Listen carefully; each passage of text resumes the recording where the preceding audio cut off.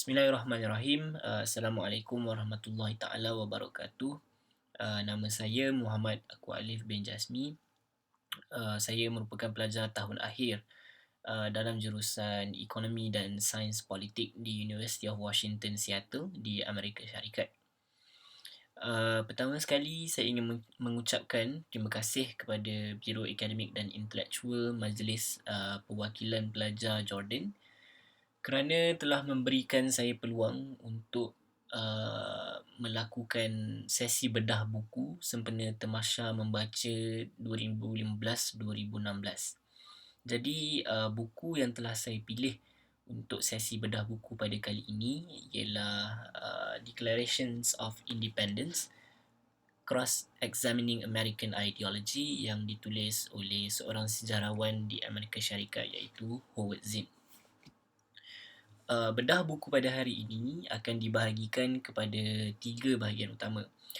Bahagian pertama, kita akan melihat serba sedikit sejarah dan latar belakang Zinn. Dari mana dia datang, di mana dia hidup, apakah pekerjaan beliau sebelum beliau menjadi seorang ahli akademik dan juga sebagai seorang professional historian dan sebagainya. Latar belakang Zinn ini penting kerana latar belakang inilah yang akan membentuk pemikiran dan juga cara penulisan Zinn. Bahagian kedua pula, kita akan melihat dan menganalisa frasa dalam tajuk buku itu sendiri iaitu Declarations of Independence.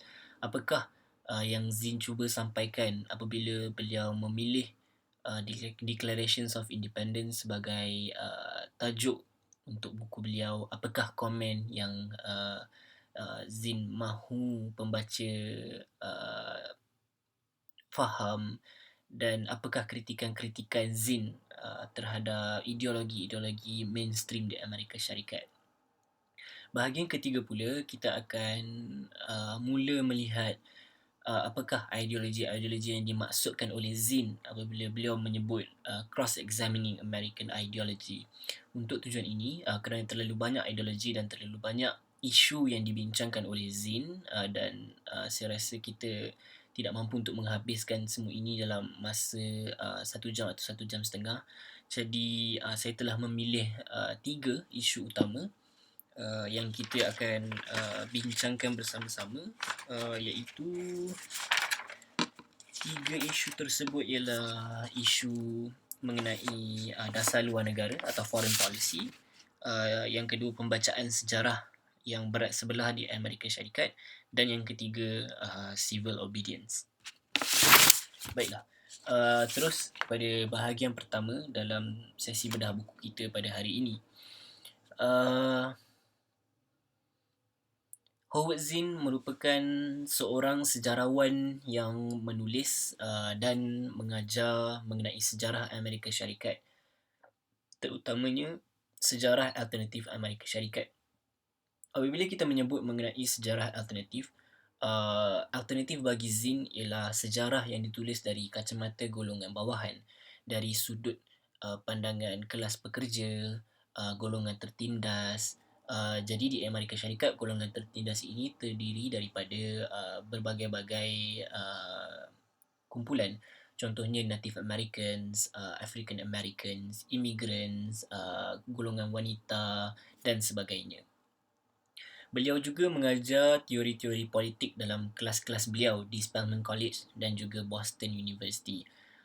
Saya perlu mention Spelman College dan Boston University juga mempunyai sejarah yang begitu menarik. Spelman College umpamanya merupakan sebuah college yang ditubuhkan bagi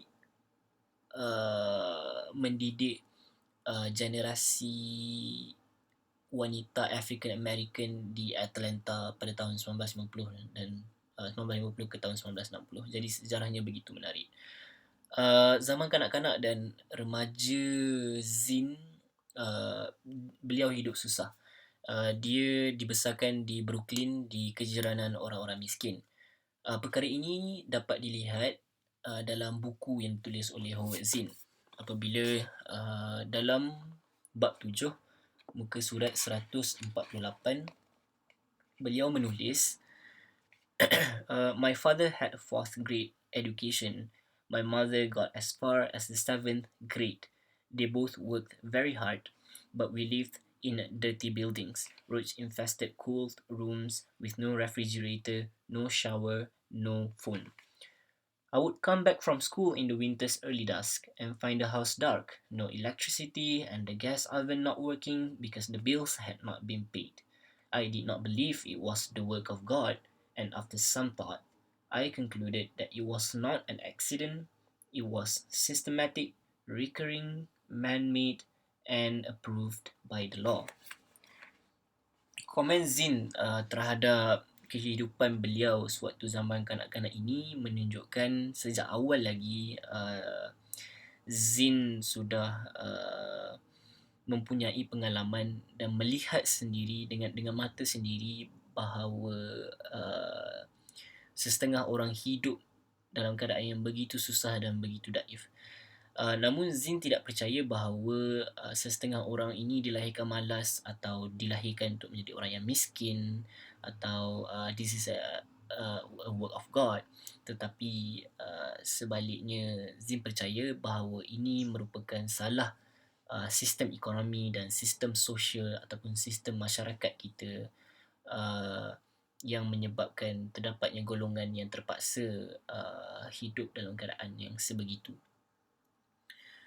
Beliau juga pernah bekerja di shipyard dalam keadaan kerja yang teruk dan gaji yang sedikit, dan apabila perang dunia kedua muncul, beliau memilih untuk menyertai askar dan berkhidmat dalam skuad bom. Pengalaman-pengalaman ini penting kerana pengalaman-pengalaman inilah yang akan membentuk pemikiran dan cara penulisan Zinn apabila beliau menjadi seorang ahli akademik dan apabila beliau menjadi seorang sejarawan. Pengalaman-pengalaman ini seperti yang telah saya sebutkan sebentar tadi membuatkan beliau melihat sejarah, politik, sistem kemasyarakatan, isu-isu semasa dan sebagainya dari kacamata golongan pekerja dan orang-orang susah. Secara tak langsung, pengalaman-pengalaman ini membuatkan beliau skeptik terhadap golongan elit dan juga ahli-ahli politik. Contoh paling besar boleh dilihat melalui karya beliau yang paling besar, iaitu A People's History of the United States,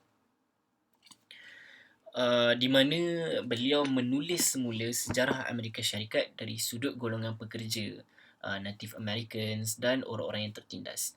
Contohnya, dalam bab permulaan A People's History of the United States, Zinn membedah ataupun menulis semula sejarah ketibaan Christopher Columbus di Caribbean, tetapi bukan untuk mengagungkan Christopher Columbus seperti apa yang dilakukan dalam mainstream naratif sejarah di Amerika Syarikat. Sebaliknya, Zinn cuba untuk menunjukkan kekejaman Columbus apabila beliau tiba di Caribbean, kerana sewaktu Columbus tiba di Caribbean, beliau telah disambut oleh golongan pribumi yang dipanggil Arawakians. Arawakians ini merupakan suatu komuniti yang sangat peaceful, yang sangat aman, yang mengalu-alukan kedatangan orang luar ini di pulau mereka. Sebaliknya, apa yang telah dilakukan oleh Columbus ialah beliau telah menjadikan golongan Arawakians ini sebagai hamba untuk mencari emas di pulau mereka sendiri, dan sebahagian besar daripada population Arawakians ini telah dibunuh dengan kejam oleh Columbus. Jadi contoh yang telah saya bawakan ini menunjukkan bahawa Zinn begitu sensitif terhadap pembacaan sejarah yang berat sebelah. Zinn tidak mahu golongan ataupun generasi kita pada hari ini hanya melihat sejarah yang ditulis daripada golongan atasan ataupun golongan yang berkuasa. Sebaliknya, Zinn mahu kita melihat sejarah dari sudut lain, dari sudut golongan orang-orang yang tertindas. Jadi kita akan dapat melihat lebih banyak tema-tema ini dalam buku yang kita akan bincangkan pada hari ini, iaitu Declarations of Independence Cross-Examining American Ideology.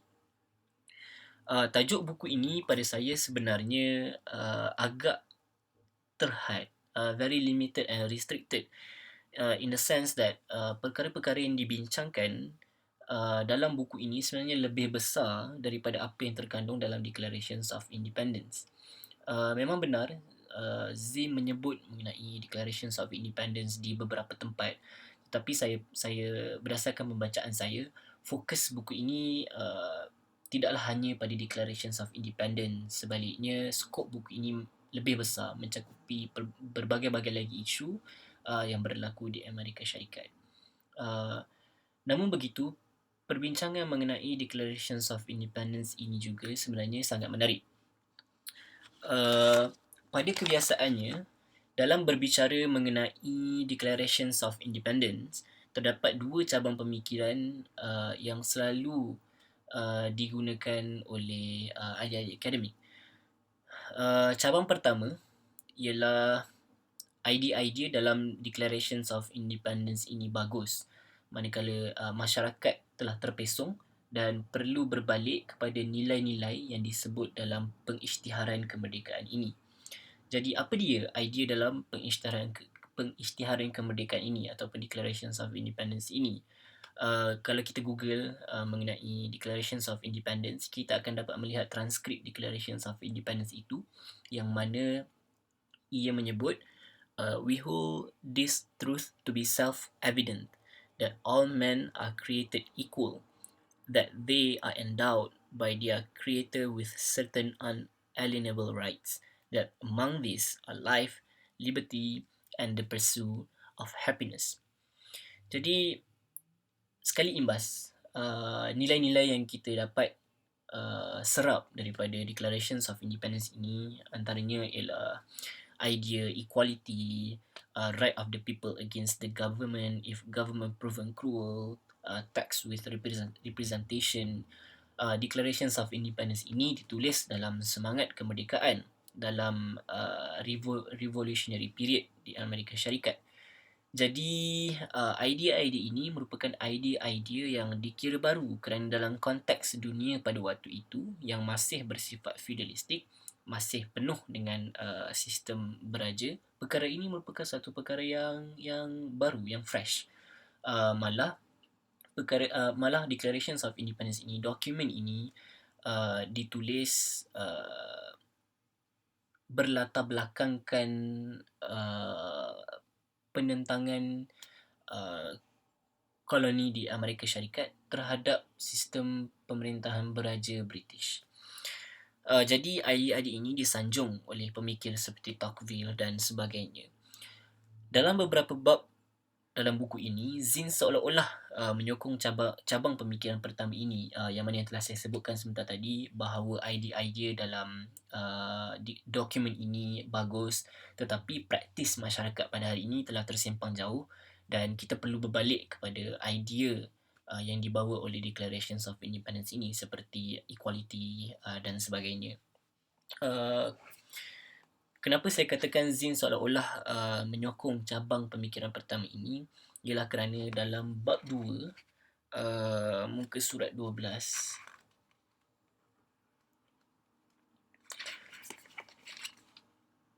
Zinn menyebut the American Declaration of Independence, however, clearly understood that difference of interest between government and citizen. It says that the purpose of government is to secure certain rights for its citizen, life, liberty, equality, and the pursuit of happiness. But governments may not fulfill these purposes, and so, whenever any form of government becomes destructive of these ends, it is the right of the people to alter or abolish it, and to institute new government. Jadi, satu lagi ayat yang ditulis oleh Zinn yang menunjukkan beliau menyokong idea ini ialah apabila beliau menyebut, in the United States today, The Declarations of Independence hangs on schoolroom walls, but foreign policy follows Machiavelli. Jadi Zinn mengkritik praktis uh, dasar di Amerika Syarikat pada hari ini yang mengikut nilai-nilai lain yang dirasakan buruk, dan Zinn percaya bahawa nilai-nilai yang dibawa dalam Declarations of Independence ini bagus. Itu cabang yang pertama, cabang idea yang pertama, iaitu idea dalam Declarations of Independence ini bagus dan masyarakat telah terpesong, maka kita perlu berbalik kepada idea yang bagus ini. Cabang pemikiran kedua pula dalam menganalisa Declarations of Independence ini ialah idea-idea dalam Declarations of Independence ini taklah semurni yang kita sangka. Antara kritikan paling besar dalam menilai dokumen tersebut ialah dokumen ini tidak bersifat inklusif, kerana ia hanya mementingkan kehendak dan kepentingan golongan kaya. Apabila orang yang menulis dokumen ini menyebut that all men are created equal, mereka tidak bermaksud all men. Sebaliknya hanyalah golongan-golongan tertentu sahaja. Contoh golongan yang dimaksudkan ialah white Europeans, dan mereka tidak, dokumen ini tidak bersifat inklusif in the sense that mereka mementingkan white European at the expense of Native Americans, blacks, women, immigrant, children dan golongan-golongan lain.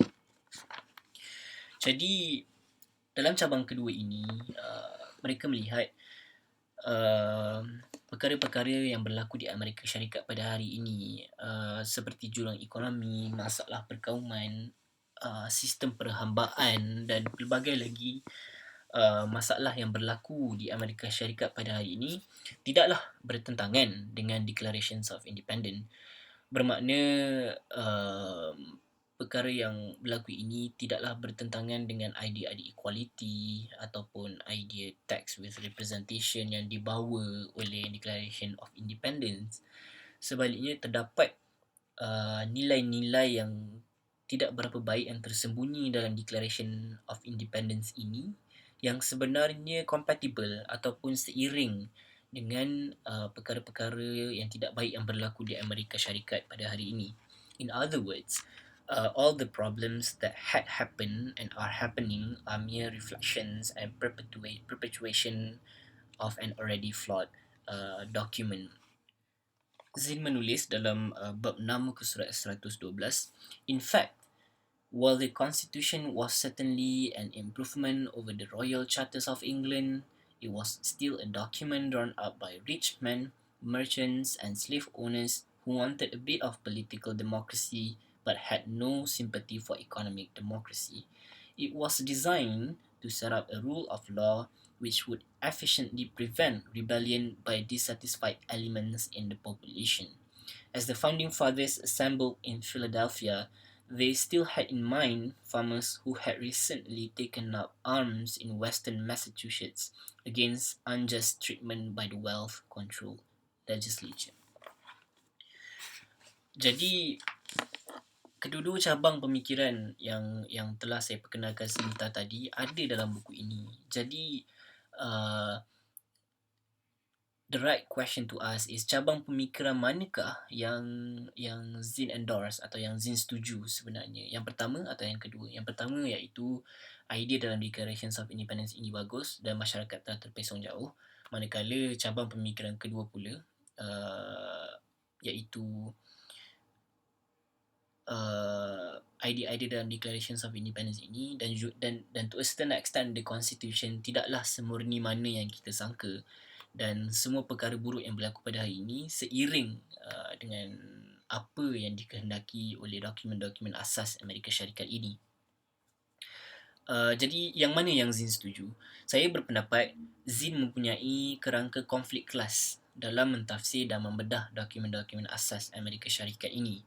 Cara penulisan Zinn menunjukkan beliau setuju dengan idea-idea bernas dan idea-idea baru dalam dokumen-dokumen dan dokumen-dokumen asas Amerika Syarikat ini, idea equality dan sebagainya. Tetapi akses kepada kesan-kesan baik daripada idea-idea ini tidak boleh diterhadkan kepada golongan kaya sahaja. Sebaliknya perlu dirasai oleh semua pihak. Dalam bab 7, muka surat 150, Zinn menyebut, a common reaction to Jefferson's face created equal is that it is just not so. People are endowed with different physical and mental capacities and with different talents, drives, and energies. But this is a misreading of the declarations of independence. There is no period after the word equal, but a comma, and the sentence goes on that they are endowed by their creator with certain unalienable rights, that among these are life, liberty, and the pursuit of happiness. In other words, people are equal not in their natural abilities, but in their rights. Dan dalam bab yang sama, dalam muka surat sebelah, iaitu muka surat 151, Zinn juga menyebut, to say that people have an equal right to life, liberty, the pursuit of happiness means that if in fact there is inequality in those things, society has a responsibility to correct the situation and to ensure that equality. Jadi, komen-komen Zinn ataupun tulisan-tulisan Zinn dalam bab 7 dalam muka surat 150 dan juga 151 ini menunjukkan bahawa Zinn percaya yang idea-idea dalam Declarations of Independence ini boleh dipraktikkan dalam masyarakat. Cuma masalahnya ialah apabila perkara ini hanya diterhadkan, idea ini hanya diterhadkan kepada golongan kaya, golongan yang mempunyai private property dan sebagainya, namun golongan-golongan bawahan masih tertindas dan tidak mempunyai akses terhadap idea-idea yang bernas ini. Jadi apa yang Zinn mahukan ialah semua orang diberi hak yang sama rata dalam mengakses perkara-perkara baik ini. Jadi kerangka konflik kelas ini selari dengan tulisan-tulisan Zinn sepanjang buku ini, malah digunakan untuk menganalisa isu-isu lain yang tidak terhad kepada Declaration of Independence sahaja. Jadi kita sudah habis menganalisa bahagian kedua, iaitu Declaration of Independence. Sekarang kita mahu bergerak kepada bahagian ketiga bedah buku kita pada hari ini. Dalam bahagian ketiga ini, kita akan melihat 3 isu utama, iaitu yang pertama isu dasar luar negara Amerika Syarikat ataupun foreign policy, yang kedua pembacaan sejarah yang berat sebelah di Amerika Syarikat, dan yang ketiga mengenai civil obedience. Jadi yang pertama mengenai pembacaan sejarah yang berat sebelah. Sejarah di Amerika Syarikat dalam pendapat Zinn hanyalah berfokus kepada sumbangan golongan elit. Sebagai contoh, dalam bab 4 muka surat 61,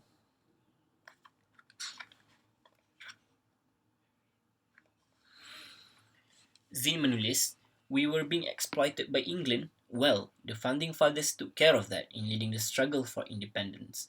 Was the nation morally blighted by the existence of 4 million black slaves? Abraham Lincoln solved that with the Emancipation Proclamation. Did we have a terrible economic crisis in the early 1930s? Franklin Roosevelt got us out of that one. Do we face enormous problems today? Well, the solution is to find the right president, to go to the polls, and choose either the Republican or Democratic candidate. Such a view, embedded in the minds of the American public by an education that focuses on elites, ignores an important part of the historical record. It does not pay sufficient attention to the crowds of the revolutionary period, the grassroots organizations, rioters, demonstrators, and boycotters who brought the revolution to a boil. Jadi, anda boleh baca lagi perenggan tersebut sehingga habis. Lebih banyak contoh yang diberikan oleh Zinn mengenai pembacaan sejarah ataupun penulisan sejarah yang berat sebelah ini. Pada saya, pembacaan sejarah dan juga penulisan sejarah yang berat sebelah ini tidaklah terhad ataupun tidak hanya berlaku di Amerika Syarikat. Sebaliknya, ia turut berlaku di negara-negara lain termasuklah negara kita, Malaysia, di mana sejarah yang diajar di sekolah-sekolah kebanyakannya ditulis dari sudut pandangan golongan elit, golongan yang memerintah. Jadi seperti yang telah saya sebutkan sebentar tadi, perkara ini tidak terhad, masalah ini tidak terhad kepada Amerika Syarikat. Sebaliknya berlaku di banyak negara lain termasuklah negara kita. Jadi berbalik kepada Zinn, Zinn tidak menafikan bahawa sumbangan daripada golongan elit ini wujud. Tetapi Zinn tidak mahu sejarah di Amerika Syarikat hanya berfokus kepada golongan elit semata-mata, kerana pada Zinn movement yang paling penting ialah grassroots movement. Movement yang berlaku di peringkat bawahan, perubahan yang dibawa oleh orang-orang kebanyakan yang sebenarnya memberikan impak yang lebih besar daripada apa yang golongan elit beri kepada masyarakat. Sumbangan haluan kiri dan rakyat biasa tidak menerima liputan sejarah yang besar, walhal Zinn merasakan setiap kemenangan yang besar bermula daripada perjuangan kecil dan pengorbanan yang dibuat oleh rakyat kebanyakan. Contohnya dalam bab 4 muka surat 61,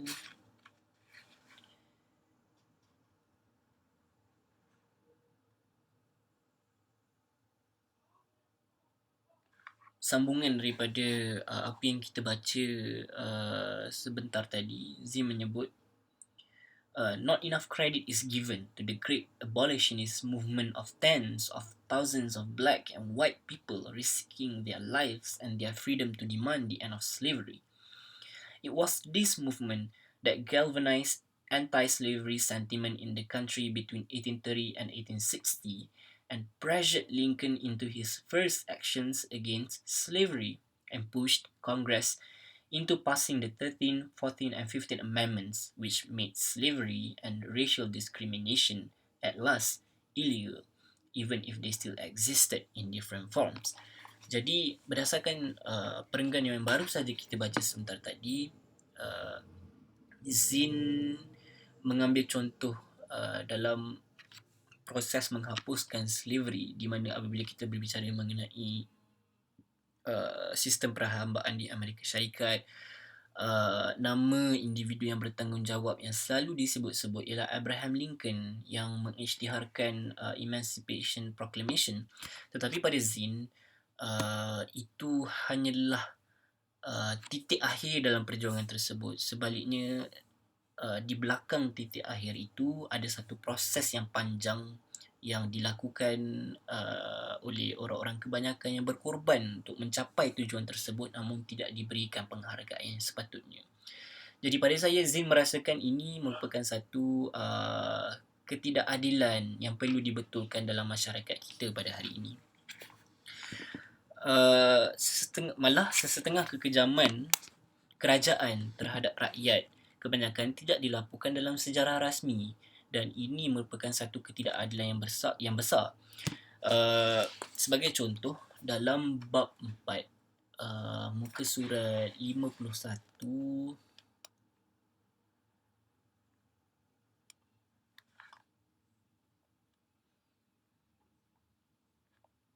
Zinn menceritakan mengenai Colorado Coal Strike yang berlaku pada tahun 1913 hingga tahun 1914. Perkara ini pada Zinn merupakan satu perkara yang cukup signifikan. Ketidakadilan yang berlaku dalam tempoh tersebut, dalam peristiwa tersebut sangatlah besar, tetapi tidak diberikan perhatian dalam naratif mainstream sejarah di Amerika Syarikat.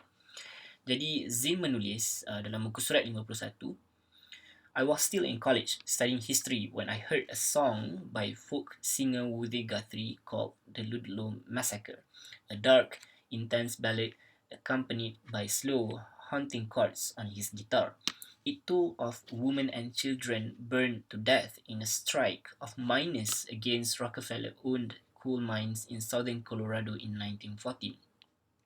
My curiosity was aroused. In none of my classes in American history, in none of the textbooks that I had read, was there any mention of the Ludlow Massacre, or of the Colorado Coal Strike, I decided to study the history of the labor movement on my own. I was fascinated by the sheer drama of the event. It began with the shooting of a young labor organizer on the streets of Trinidad, Colorado, in the center of mining district on a crowded Saturday night by two detectives in the pay of Rockefeller's Colorado Fuel and Iron Corporation. The miners, mostly immigrants, speaking a dozen different languages, were living in a kind of serfdom in the mining towns where Rockefeller collected their rent, sold them their necessities, hired the police, and watched them carefully for any sign of unionization.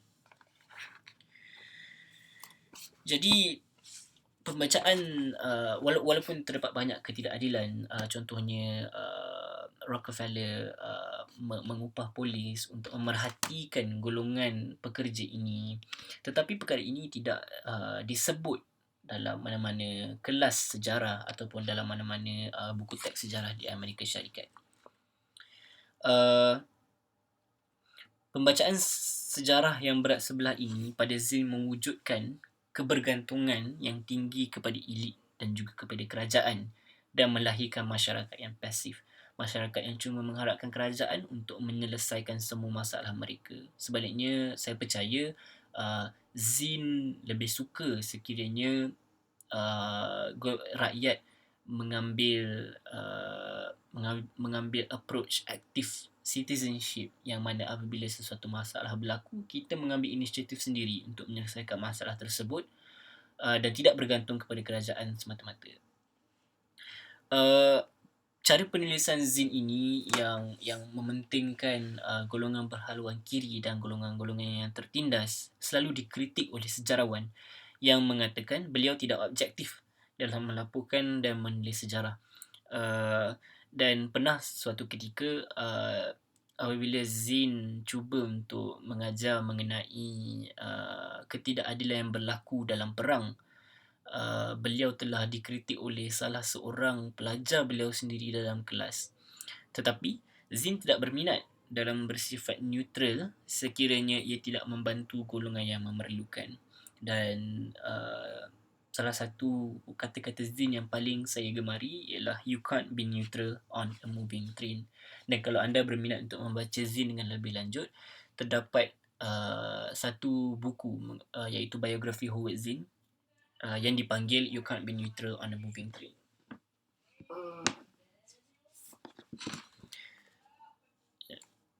Jadi kalau anda berminat, anda boleh dapatkan juga buku itu.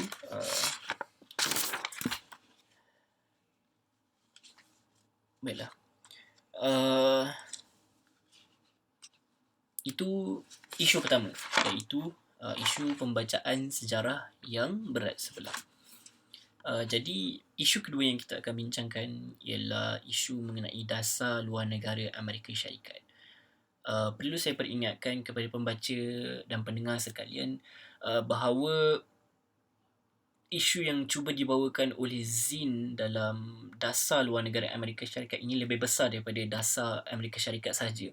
Sebaliknya, ia mempunyai roots that tie back to falsafah-falsafah dan teori politik barat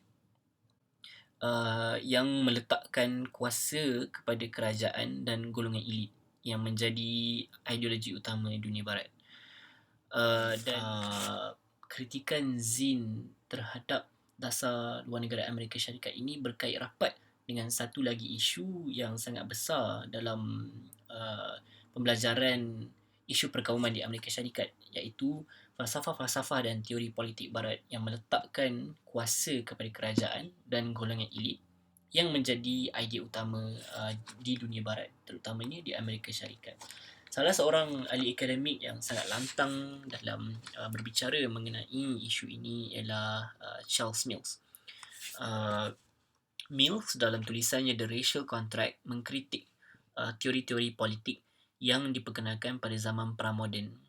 Antara teori yang terkandung dalam zaman pramoden ini sebagai contoh ialah Hobbes dan Leviathan, yang mana Hobbes menyokong pengujudan sebuah sovereign yang kuat untuk memastikan survival manusia apabila kewujudan sovereign membawa manusia keluar daripada state of nature yang pada Hobbes juga ialah state of war. Uh, yang kedua, John Locke menulis mengenai manusia mempunyai masalah untuk menyelesaikan pertelingkahan secara adil dalam state of nature. Maka kerajaan diwujudkan bagi mengatasi masalah-masalah tersebut.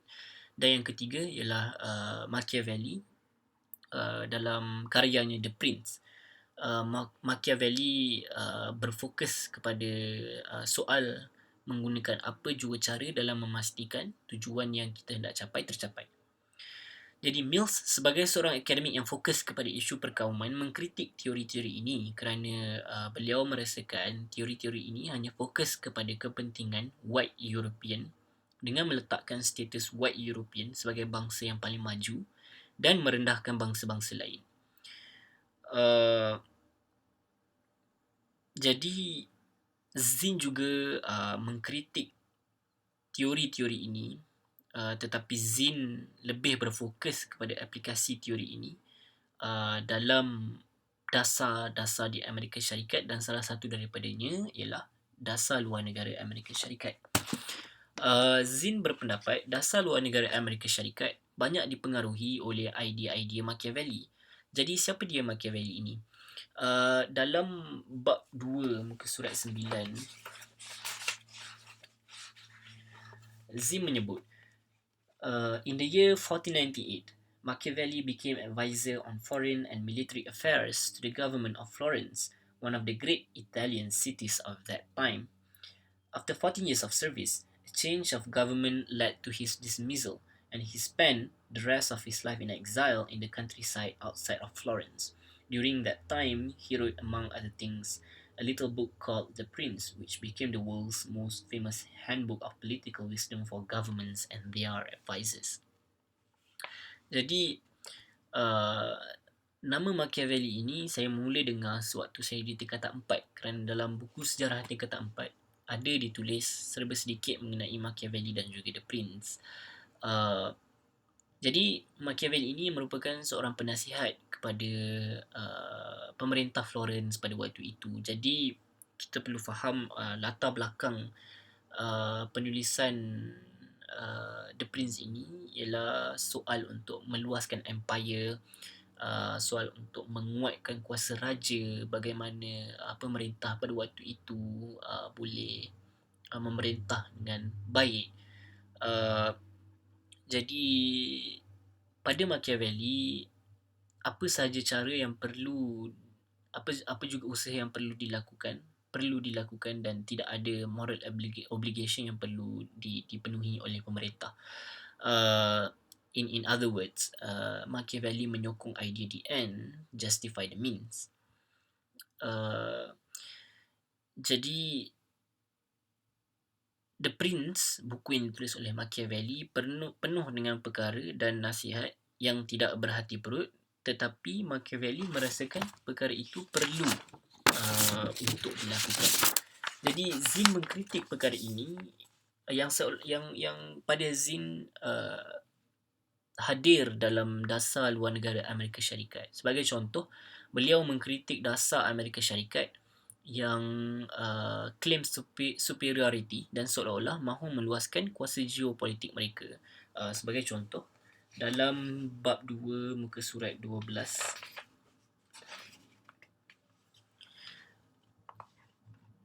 Zinn menyebut dalam perenggan terakhir sekali, our language is more deceptive than his. The purpose of foreign policy, kita mula sekali lagi dalam perenggan yang kedua terakhir. The end of Machiavelli's The Prince is clearly different. It is not the welfare of the citizenry, but national power, conquest, and control. All is done in order to maintain the state. In the United States today, the Declaration of Independence hangs on schoolroom walls, but foreign policy follows Machiavelli. Our language is more deceptive than his. The purpose of foreign policy, our leaders say, is to serve the national interest, fulfill our world responsibility. Jadi Zinn percaya bahawa dasar luar negara Amerika Syarikat seolah-olah mengikut apa yang disarankan oleh Machiavelli, iaitu uh, apa jua perkara yang perlu dilakukan boleh dilakukan dan tidak ada moral obligation kepada sesiapa sahaja. Malah saya ingat dalam uh, salah satu perkara yang disarankan oleh Machiavelli dalam means yang perlu diambil oleh pemerintah untuk menjaga kedudukan mereka ialah the lion and the fox, di mana pemerintah boleh menggunakan kekerasan iaitu the lion, ataupun boleh menjadi the fox, iaitu dengan bersikap deceptif. Selain itu, kebenaran juga diselindungkan daripada rakyat kebanyakan. Zinn percaya bahawa dasar luar negara Amerika Syarikat yang mengikut Machiavelli ini menyelindungkan beberapa perkara atau banyak perkara daripada rakyat kebanyakan. Contohnya dalam bab kedua muka surat 16, Zinn menulis, in 1988, a story in a Beirut magazine led to information that Ronald Reagan's administration had been secretly selling arms to Iran, the declared enemy of the United States, and using the proceeds to give military aid to counter-revolutionaries in Nicaragua, thus violating an act passed by Congress. Reagan and Vice President Bush denied involvement, although the evidence pointed very strongly to their participation. Instead of impeaching them, however, Congress put their emissaries on the witness stand, and later several of them were indicted. One of them, Robert McFarlane, tried to commit suicide. Jadi, cerita-cerita mengenai bagaimana kerajaan menyelindungkan usaha mereka dalam dasar luar negara ini yang dibuat under the pretext of national interest sebenarnya very troubling for Zinn, kerana Zinn merasakan perkara-perkara ini patut diberitahu kepada rakyat kebanyakan dan tidak sepatutnya diterhadkan kepada golongan elit dan kerajaan semata-mata. Kisah-kisah mengenai kerajaan Amerika Syarikat menyelindungkan dasar luar negara mereka ini, terdapat banyak lagi contoh yang sebenarnya yang lebih kurang sama kepada cerita Iran yang kontra ini. Contohnya dalam perang Vietnam, umpamanya Kongres ataupun presiden pada waktu itu dikatakan mengisytiharkan perang walaupun tidak ada threat yang sebenar daripada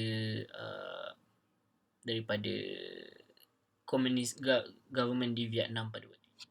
Jadi ceritanya dalam perang Vietnam tersebut, perang antara Amerika Syarikat dan juga Vietnam itu bermula apabila Amerika Syarikat mendakwa bahawa dua kapal perang mereka diserang oleh komunis di Vietnam. Namun tidak pernah ada confirmation sebenarnya mengenai sama ada perkara itu berlaku ataupun tidak. Sebaliknya, Amerika Syarikat melihat peluang tersebut, seize the opportunity untuk mengisytiharkan perang terhadap Vietnam pada waktu itu. Jadi perkara-perkara ini merupakan perkara yang sangat besar dan selalu berlaku di Amerika Syarikat yang menyebabkan Zinn mengambil inisiatif untuk mengkritik perkara-perkara ini. Antara isu besar yang baru-baru ini berlaku di Amerika Syarikat, tidaklah baru tetapi baru 2 atau 3 tahun lepas yang berlaku, ialah apabila Edward Snowden mendedahkan bahawa kerajaan mempunyai surveillance program yang dirahsiakan, di mana surveillance program ini bukan setakat mengintip pergerakan musuh-musuh Amerika Syarikat tetapi juga mengintip pergerakan rakyat Amerika Syarikat sendiri. Jadi perkara-perkara seperti inilah yang Zinn takuti ataupun Zinn kritik habis-habisan, kerana perkara ini dilakukan under the pretext of national interest tetapi sebaliknya hanya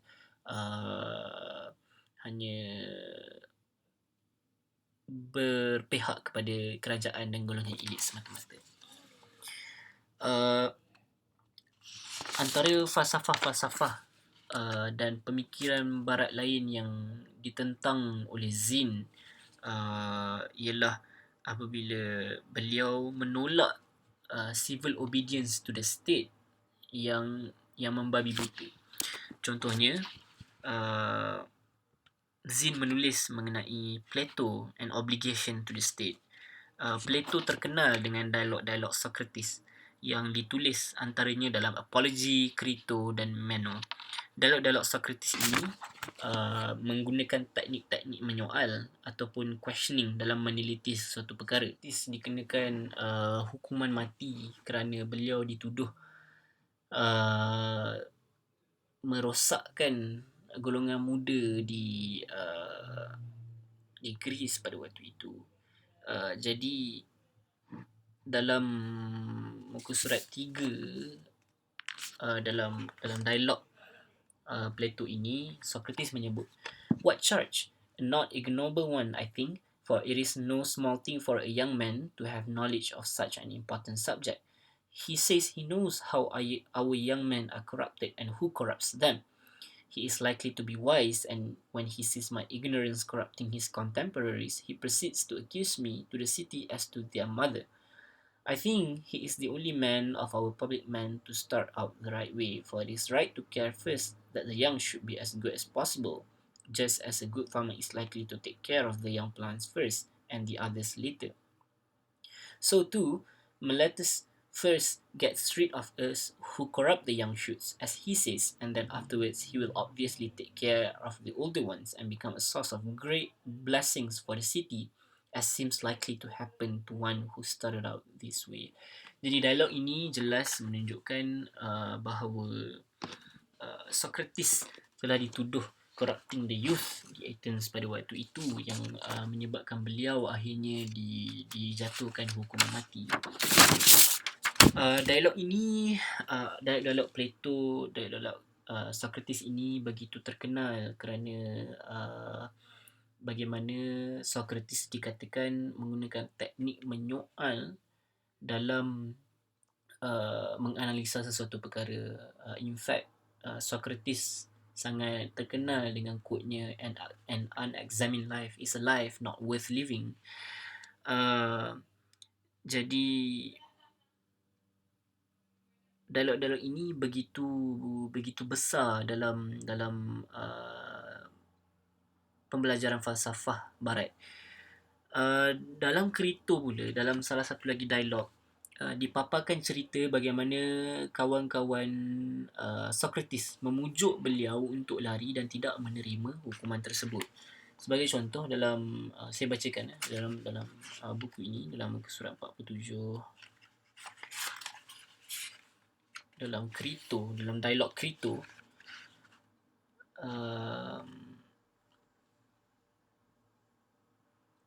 baiklah, jadi Crito menyebut, "Too clear it seems, my dear Socrates, but listen to me even now and be saved.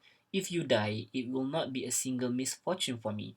Not only will I be deprived of a friend, the like of whom I shall never find again, but many people who do not know you or me very well will think that I could have saved you if I were willing to spend money, but that I did not care to do so. Surely, there can be no worse reputation than to be thought to value money more highly than one's friends, for the majority will not believe that you yourself were not willing to leave prison, while we were eager for you to do so." Socrates reply kepada Crito, "My good Crito, why should we care so much for what the majority think? The most reasonable people to whom one should pay more attention will believe that things were done as they were done."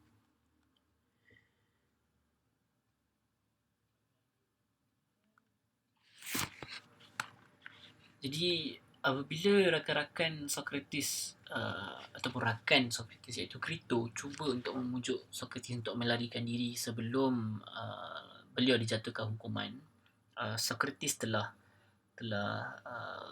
mencabar argumen Crito dengan mengatakan, "As we have agreed so far, we must examine next whether it is just for me to try to get out of here when the Athenians have not acquitted me. If it is seen to be just, we will try to do so. If it is not, we will abandon the idea."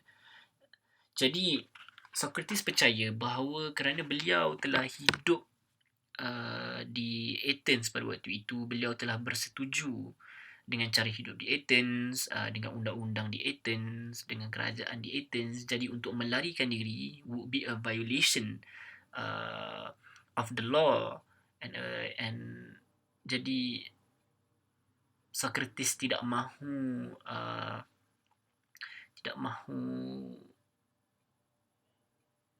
bertentangan dengan apa yang telah dipersetujui oleh rakyat Athens. Diri beliau sebenarnya telah violate kepercayaan yang diberikan oleh rakyat Athens, yang mana beliau telah hidup dan setuju dengan idea-idea dan undang-undang di Athens apabila beliau decide untuk duduk di Athens.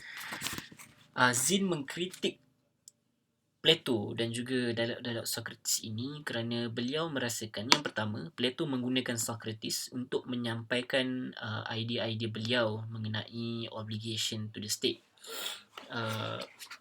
Dalam muka surat 114 contohnya,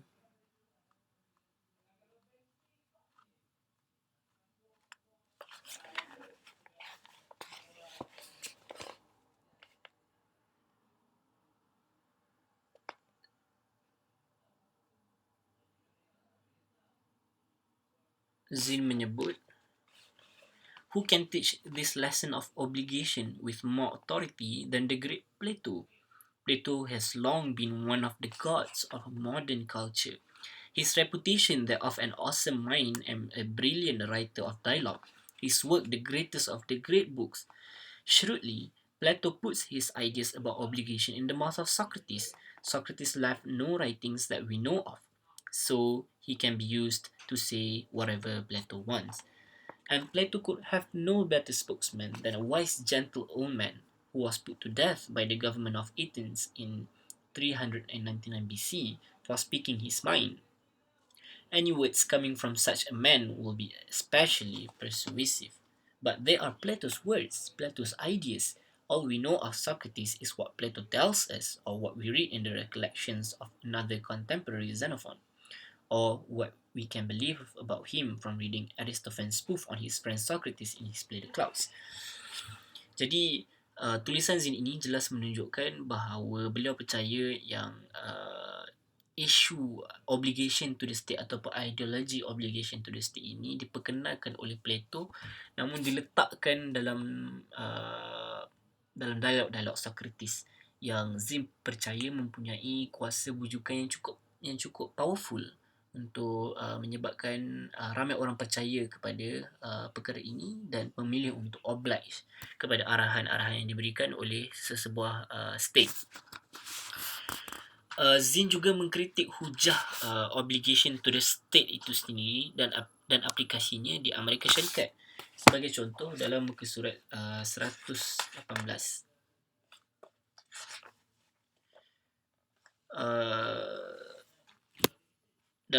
dalam section accept your punishment, Zinn mengkritik Socrates' position that he must accept death for his disobedience has become one of the cardinal principles in liberal philosophy of civil disobedience and part of the dominant American orthodoxy in the United States for both conservatives and liberals. It is usually stated this way: it is your right to break the law when your conscience is offended, but then you must accept your punishment. Zinn mempersoalkan perkara ini dalam perenggan seterusnya. Why agree to be punished when you think you have acted rightly and the law punishing you for that has acted wrongly? Why it is all right to disobey the law in the first instance, but then when you are sentenced to prison, start obeying it. Jadi Zinn percaya bahawa civil disobedience merupakan suatu perkara yang sangat penting, dan apabila rakyat ditangkap apabila melakukan civil disobedience, rakyat tidak perlu untuk oblige kepada undang-undang yang dijatuhkan ataupun hukuman yang dijatuhkan oleh state, kerana pada Zinn, civil disobedience is not a violation of democracy, but it is a necessary thing to be done in a democracy sebagai satu usaha check and balance. Jadi itulah serba sedikit isu dan juga ideologi yang terdapat dalam buku Declaration of Independence, Cross-Examining American Ideology ini, saya percaya bahawa apa yang telah kita bincangkan pada hari ini hanyalah sebahagian kecil daripada idea-idea yang lebih besar, yang lebih banyak yang ditulis oleh Zinn dalam buku ini dan juga buku-buku beliau yang lain. Saya memang menyarankan buku ini untuk anda semua kerana ia membuka minda kita untuk tidak melihat dan tidak subscribe kepada mainstream narrative semata-mata, tetapi untuk melihat sejarah in its entirety. Maksudnya kita melihat dari golongan pekerja, daripada golongan bawahan dan sebagainya. Saya percaya bahawa isu-isu seperti ini tidaklah terhad kepada Amerika Syarikat sahaja, tetapi sebaliknya kita juga boleh melihat perkara-perkara ini dan mengaplikasikan perkara-perkara ini dalam kehidupan seharian kita dan juga dalam kehidupan di negara kita. Jadi terima kasih sekali lagi kerana sudi meluangkan masa untuk membedah buku ini bersama-sama saya dan harapnya kita akan dapat bertemu lagi dalam sesi bedah buku yang lain suatu hari nanti. Jadi terima kasih. Assalamualaikum.